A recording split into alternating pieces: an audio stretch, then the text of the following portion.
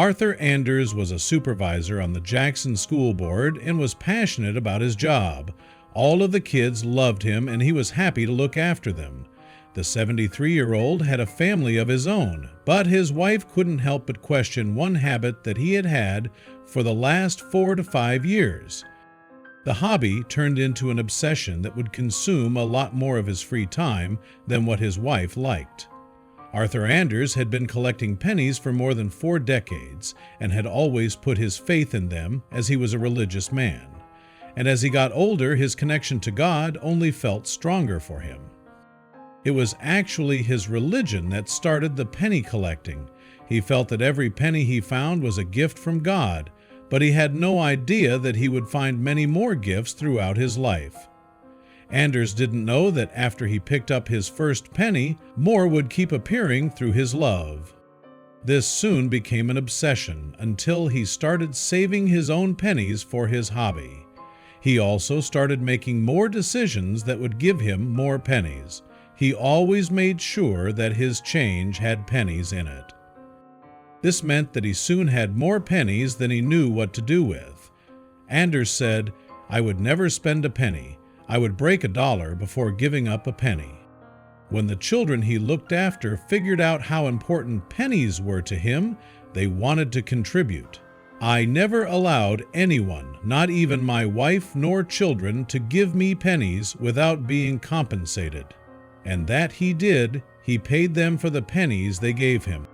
Anders kept his pennies in 5-gallon plastic jugs. Soon his collection reached a full 15 of them. He probably would have kept his obsession up if he hadn't figured out some when he had to renew his home affairs. He couldn't believe it. Anders' new home insurance didn't cover his penny collection, so he reluctantly decided it was time to visit the bank and cash in his most prized possession.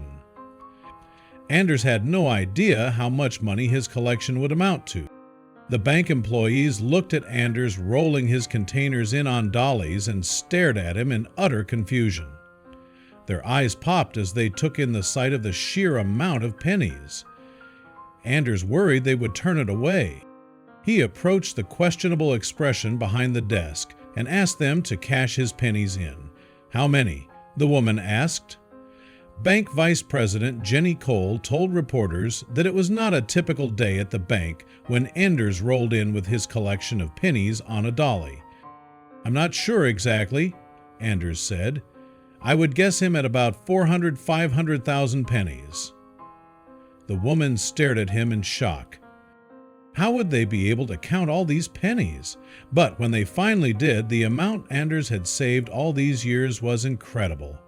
It took at least 5 hours to process his pennies through a coin-counting machine until the sum was revealed.